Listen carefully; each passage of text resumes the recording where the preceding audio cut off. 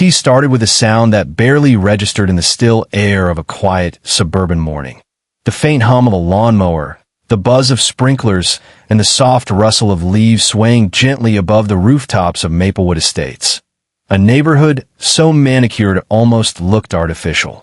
In the heart of this carefully trimmed perfection stood a single towering oak, over 50 feet tall, older than any house in the development. Its roots weaving deep beneath the sidewalks, its branches arching wide enough to cast shade over half the block. It had been there long before the HOA, long before the first foundation was poured. And to Daniel Whitman, it was more than just a tree, it was a piece of living history. Daniel had moved into Maplewood Estates 10 years earlier, drawn by its quiet streets, the promise of safety, and the allure of community. But from the beginning, he'd felt the unspoken pressure of conformity. Every lawn identical, every flower bed measured, every shade of paint pre-approved. It was a place that valued order above all else. And yet, amid the sameness, his oak stood defiantly unique. The HOA tolerated it at first. They had bigger concerns: fences, paint colors, and garden gnomes out of regulation. But as years passed and new board members took control, the oak began to stand out like a sore thumb. Its sprawling roots cracked the pavement near the sidewalk. Its leaves blanketed driveways in autumn. Its acorns thudded on cars like tiny warnings from nature itself. And soon, someone decided it didn't belong anymore. It started innocently enough. A letter, typed neatly, folded into an envelope bearing the HOA's seal. Daniel found it one morning tucked under his door handle. It cited safety concerns and community uniformity, recommending the removal of a large oak tree obstructing common pathways. Daniel read it 3 times, each word digging deeper. This wasn't a request. It was an order. He knew what it meant. If he refused, fines would follow. If he fought back, the HOA would escalate. But as he stared out his window at the massive trunk casting its long morning shadow, he made a silent promise. He wouldn't let them take it. The oak had been planted by the town's founders.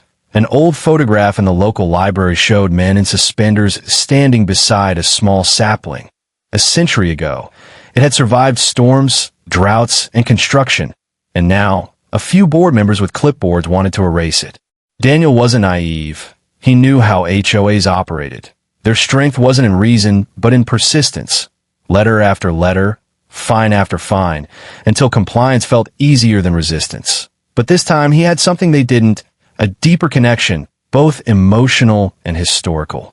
Weeks passed, the letters multiplied, the tone grew sharper, final notice, immediate action required, failure to comply will result in penalties. They spoke like bureaucratic hammers. Still, Daniel didn't yield. Instead, he started researching. He spent nights combing through city ordinances, property rights laws, and environmental protections. What he discovered changed everything. The city had an ordinance protecting heritage trees. Any tree over a certain age, size, and historical value could be designated as a landmark, protected by law, immune from removal without city approval. And when Daniel measured the trunk's diameter and cross-referenced the records, he realized the oak qualified. It was a moment of quiet triumph, a spark of justice in a world built on conformity. But it also meant war. Because if there's one thing HOAs despise more than noncompliance, it's losing control. When Daniel submitted his petition to the city, word spread quickly. By the next board meeting, the HOA president, Linda Parsons, had already called an emergency session. Neighbors whispered. Emails circulated. Rumors twisted the truth until the tree became a liability, a threat, a danger to children. But Daniel didn't back down. He documented everything. Every letter, every fine, every photograph of the tree's roots and canopy. And as he watched city inspectors arrive one afternoon, clipboards in hand, he felt the weight of something bigger than himself. This wasn't just about a tree. It was about standing up to power cloaked in bureaucracy. The inspection took hours. They measured, photographed, and took soil samples. They asked questions about its age, its roots, and its role in the community landscape. And though the HOA stood nearby, arms crossed, impatient and hostile, Daniel stayed calm. His silence spoke louder than their indignation. Days later, the letter arrived, It wasn't from the HOA this time. It was from the city. And its words were like sunlight breaking through a storm. The oak tree located at 214 Maplewood Drive has been officially designated a protected heritage tree under City Ordinance 9.47. It may not be altered, trimmed, or removed without express city authorization. In one paragraph, the balance of power shifted. The tree that the HOA had tried to destroy had just become untouchable. But Daniel's victory was only beginning, because for the HOA, the war wasn't over. It was personal now. The ink on the city's letter had barely dried when the retaliation began, subtle at first, like whispers in the wind through the oak's leaves. Neighbors who once waved from their porches now averted their eyes. Emails went unanswered. The familiar rhythm of neighborhood chatter grew cold. Daniel could feel the quiet shift, the kind that only happens when someone steps out of line. The HOA had lost face, and in places like Maplewood Estates, pride was their currency. The board wasn't used to losing, and this time, they weren't just dealing with a non-compliant homeowner. They were dealing with a precedent. If Daniel could win, others might follow. So they started where it hurt most, the fines. A $50 penalty for overgrown grass, another for unauthorized structural modifications because Daniel had replaced a cracked fence panel. Then came one for visible debris on his driveway. Leaves that had fallen from the very oak they tried to destroy. It was vindictive, systematic, almost surgical. Each notice arrived like clockwork, slipped neatly into his mailbox with mechanical precision. Daniel didn't panic. He documented every single one. He scanned the letters, photographed the yard, time-stamped every detail. It wasn't paranoia. It was protection. He knew the game now. And this time, he wasn't going to let them rewrite the story. Still, the stress began to creep in. Nights grew longer, the anxiety heavier. Every car that slowed in front of his house made him tense. Every HOA newsletter seemed to carry a veiled jab about non-compliant residents. But amid the pressure, the oak stood steady. Its branches stretched higher, its roots dug deeper. And in that, Daniel found a strange kind of strength. When the city officials returned to install the protected tree plaque near the base, it wasn't just a marker. It was a statement, a bronze badge of defiance. Neighbors watched from windows as workers bolted it into the ground, the metal glinting in the sun like a quiet declaration of independence. The HOA's next move was more strategic. They couldn't touch the tree, but they could isolate the man who protected it. Daniel found himself excluded from community events. His lawn care requests were lost. Repair contractors suddenly refused to work on his property. One even admitted offhandedly, "The board said you're a problem homeowner."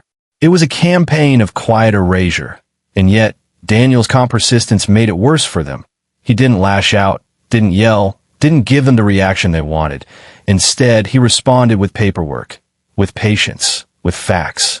When the HOA threatened to take legal action to recover damages caused by the tree's root intrusion, Daniel's reply was short but devastating. He forwarded them the city ordinance confirming their lack of jurisdiction over protected landmarks. They went silent for weeks after that. But beneath that silence, something else was brewing, an anger that no longer hid behind fine notices and procedural language. Linda Parsons, the HOA president, had staked her authority on maintaining Maplewood's image. Daniel's victory had humiliated her, and soon her frustration began spilling into HOA meetings. Words like precedent, control, and non-compliance contagion filled the minutes. To them, Daniel's oak wasn't just a tree, it was rebellion. The neighborhood divided quietly. Some admired his courage. Others saw him as the man who defied order. Fences became boundaries not just of property, but of ideology. Conversations at mailboxes turned cautious, guarded. Daniel could feel the weight of it every day. And yet, there was something almost poetic in the irony. His tree, rooted in strength, had become a symbol of resistance. Then one morning, he woke to find a bright orange notice taped to his fence. Immediate review. Non-compliant structures and grounds. The list included his gutter extensions, his mailbox, and even the garden stones circling the tree. It was absurd, but also strategic. They wanted to wear him down, make him surrender piece by piece. That afternoon, Daniel sat at his desk, surrounded by piles of letters, photographs, and ordinance printouts. His laptop glowed softly as he began drafting something new. Not a complaint this time, but a formal grievance with the city's Neighborhood Oversight Committee. He titled it simply, Pattern of Retaliatory Enforcement by Maplewood Estates, HOA. And as he typed, his words carried the quiet precision of someone who'd had enough. By the time the sun dipped behind the oak's massive branches, his documentation was ready. Dates, fines, quotes, and even witness statement from a few sympathetic neighbors. It was airtight. When he hit submit, it felt like the moment before a storm. Everything calm, still and expectant. Within days, the city acknowledged receipt. An investigator was assigned, and for the first time in months, Daniel slept soundly beneath the rustle of the tree's leaves. But he didn't know that the investigation would do more than expose HOA misconduct. It would uncover a hidden pattern that stretched far beyond his street. The city's investigation began quietly. A few emails, a phone call, a polite request for documentation. On the surface, it seemed procedural, but beneath that calm tone was a hint of curiosity, because Maplewood Estates wasn't the first HOA to trigger complaints. It was just the loudest one so far. The investigator assigned to Daniel's case, a municipal compliance officer named Rachel Connors, had seen her share of HOA disputes. Most were minor. A fence an inch too tall, a shed built without a permit. But this was different. This involved a legally protected city landmark, and that made it a matter of public interest. Rachel requested records from the HOA, their fine logs, correspondence, and board meeting minutes. It was standard procedure, but the response she got was anything but standard. The board delayed, stalled, redacted, and when documents finally arrived, pages were missing. To Rachel, that was the first red flag. Meanwhile, Daniel continued his quiet life under the oak's shade. He still mowed his lawn, watered his flowers, waved to neighbors who still acknowledged him. But beneath his calm exterior, he knew something bigger was unfolding. He could feel it in the way the HOA board avoided eye contact at community meetings, in the way whispers seemed to stop whenever he walked by. Weeks passed. Rachel compiled evidence, cross-referenced dates, and matched Daniel's fines with the HOA's own meeting notes. What she found made her pause. The fines against Daniel began the same week the city issued its protected tree designation. The amount, the frequency, and the fabricated justifications. It was all deliberate. A textbook case of retaliation. Rachel expanded her scope. She began checking other homeowners' records. And soon, a pattern emerged. Residents who questioned the board or delayed payment had also faced coincidentally timed violations. The same handwriting appeared on multiple notices, even though supposedly written by different board members. She forwarded her findings to the city legal department. And quietly, the walls around Maplewood's board began to crack. When the city issued its formal notice of investigation, it became impossible for the HOA to hide. Neighbors began whispering again, but this time about the board. People started questioning where their fees were really going, why certain contractors were always hired, why meeting minutes never reflected community votes accurately. Daniel watched it unfold with quiet disbelief. He hadn't meant to start a revolution. He just wanted to save his tree, but somehow his fight had peeled back years of quiet corruption. As the investigation deepened, reporters caught wind of the story. First a small local outlet, then regional papers. Headlines began appearing online. Homeowner's landmark tree sparks HOA probe. City investigates retaliatory practices in Maplewood Estates. And with every headline, the HOA's authority weakened. Linda Parsons, once the unshakable voice of the board, began to falter. Her statements grew defensive. She insisted it was a misunderstanding, that the HOA only enforced community standards, but her tone cracked under the pressure. Residents began demanding answers. A special meeting was called. Chairs lined the community center in tense rows. Daniel sat quietly in the back, unseen but not unnoticed. When a city representative arrived, clipboard in hand, the atmosphere thickened. Words like transparency, accountability, and malfeasance hung heavy in the air. Rachel presented her findings calmly, methodically, every sentence a nail in the board's defense. The room fell silent as she revealed the evidence. Over 40 retaliatory fines, misappropriated maintenance funds, and an unapproved increase in HOA dues signed without community vote. It wasn't just unethical, it was illegal. Daniel sat still, barely breathing. He hadn't realized how deep it went, how many people had been quietly suffering under the same oppressive structure. And now, with the city watching, everything was being dragged into daylight. By the time the meeting ended, the board's authority was in ruins. Linda's voice trembled as she promised full cooperation. But the damage was done. Within a week, 3 board members resigned. Within 2, a temporary oversight committee replaced them. For the first time in years, Maplewood Estates felt different, lighter. Conversations returned to sidewalks. Laughter reappeared on porches. Neighbors Daniel hadn't spoken to in months stopped by to thank him. One older resident even said softly, "You didn't just save a tree. You saved this place." But Daniel didn't feel victorious. Not yet. He knew the HOA machine wasn't gone. It was only wounded, and sometimes wounded authority bites back harder. That night, as a cool wind rustled through the oak's leaves, Daniel stood beneath its shadow and looked up.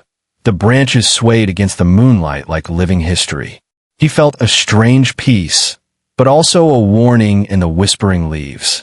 Because stories like this rarely end cleanly. And somewhere, behind closed doors, the remnants of the old board were already plotting their next move. For a few weeks, the neighborhood exhaled. Lawns looked a little less perfect, the tension a little lighter. Children played again on the sidewalks beneath the oak's wide canopy. Daniel almost let himself believe it was finished. Then the letters returned. Not from the old board. They no longer had signatures to give, but from a hastily formed interim committee. The paper was the same, the language softer, but the intent unchanged. Administrative review, it said, temporary reassessment of community standards. Polite words for the same old threat. Daniel read the first line and felt that familiar chill. The system hadn't collapsed. It had simply changed its skin. The interim committee claimed they were standardizing yard and structure measurements across the neighborhood. Inspectors walked the streets with clipboards, measuring fences, counting garden stones. When they reached Daniel's property, they lingered. One of them traced his fingers along the roots at the edge of the sidewalk and scribbled something. 2 days later, a new citation arrived. Root damage to community walkway. Potential safety hazard. Daniel almost laughed. After everything, they were back to the roots, the very thing the city had already protected. He sent the same ordinance reply as before, calm and factual, but the laughter didn't last. That evening he noticed small things. His garbage bins pushed into the street, a broken sprinkler head, paint scuffed along his mailbox. Petty gestures, all meant to remind him that defiance has a cost. He started documenting again. Photos, times, dates. This time the notes were shorter, sharper. Experience had made him efficient. Then came the public backlash. The old board members, now stripped of authority, began circulating flyers accusing Daniel of abusing the system and costing the community thousands in legal fees. They dropped them in mailboxes, posted them on bulletin boards, even shared them on a neighborhood Facebook group. Rumors spread faster than truth. Some neighbors grew distant again. The balance that had briefly returned began to tilt. Daniel stayed quiet. He worked. He tended his garden. He greeted those who would still meet his eyes. But the exhaustion crept deeper. Resistance is heavy when carried alone. One afternoon he returned home to find 2 men in safety vests standing beneath the oak. Their truck bore the city logo, but their paperwork was thin. They said they were there for a routine inspection, though Daniel hadn't requested one. He called the city office. No record existed. The men left without explanation. That night Daniel filed another report. This time not to the HOA or the committee, but to the city attorney directly. He attached photographs, copies of the flyers, and the unauthorized inspection notice. He ended his message with a single line. The retaliation continues. Within 48 hours, the city responded. A hearing was scheduled. The morning of the hearing, the sky was pale and still. The community center filled slowly. Residents, reporters, a handful of officials.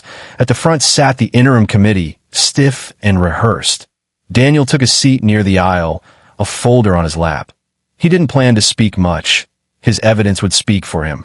The proceedings began formally, almost politely. Statements, objections, motions, a choreography of bureaucratic language. But beneath it pulsed tension. When the city attorney presented Daniel's documentation, the room shifted. The images of flyers, the records of unapproved inspections, the emails laced with veiled hostility.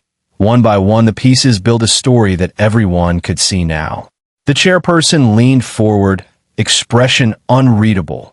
"Mr. Whitman," he said at last, "it appears your tree has become a mirror for this community." There was a quiet murmur, the kind that means understanding has finally landed. The city ruled decisively. The committee was dissolved. New elections would be supervised by the municipality. Further retaliation would carry fines payable to the homeowner, not from him. And most importantly, the heritage tree would receive additional protection, a permanent easement ensuring no future HOA could ever touch it. Applause broke out, hesitant at first, then building. Neighbors who had once avoided Daniel turned toward him again. The sound wasn't triumphant. Exactly. More collective release, a neighborhood remembering how to breathe. After the meeting, Daniel stepped outside. Dusk painted the sky gold and violet. The oak's branches caught the last light, leaves shimmering like coins. He felt the weight slide off his shoulders. Not gone, just lighter. In the weeks that followed, Maplewood began to change in small, meaningful ways. Residents voted on new bylaws that limited HOA power. Meeting minutes were posted publicly. Children hung swings from smaller trees. The neighborhood looked less perfect and somehow more alive. Daniel never called himself a hero. He still paid his dues, still trimmed his hedges, still waved to the mail carrier. But every morning, when sunlight filtered through the oak's leaves and spilled across his porch, he remembered the fight and how sometimes the smallest act of defiance can grow roots that reshape a whole community. The oak stood silent and strong, its plaque glinting faintly in the morning light. A reminder that nature, once threatened, had become the neighborhood's guardian. And in that quiet rustling of leaves, the story found its peace. The first cool wind of autumn carried the sound of acorns dropping, a soft percussion against the driveway that told Daniel the seasons had turned. Months had passed since the hearing, and Maplewood Estates had settled into a new rhythm. There were still rules and board meetings, still the polite rituals of suburban life. But something fundamental had changed. People smiled again. Fences that had once felt like walls now looked more like borders of friendship. The air was lighter, honest. The oak stood at the center of it all, its trunk solid, its leaves deep green even as the year waned. Children began calling it the guardian tree. They tied ribbons to its lower branches for birthdays, left chalk drawings around its roots. What had once been a symbol of defiance had become a gathering place. Daniel would watch from his porch, coffee in hand, as life returned to normal. Yet every creak of the branches reminded him of what it had taken to reach this calm. The letters, the fines, the isolation, the endless documentation, all of it seemed distant now, but not forgotten. He kept a small box in his study. Copies of the notices, photos, the city's final ruling. Sometimes he opened it, not to relive the bitterness, but to remind himself how easily silence can become submission. The local paper eventually ran a follow-up piece titled, "The Man Who Saved a Tree in a Neighborhood." Daniel never sought the spotlight. He declined interviews, offered only one sentence for print. "I didn't fight the HOA. I fought the idea that fear should be easier than truth." Life moved forward. The new HOA, now genuinely elected, focused on repairs and community events.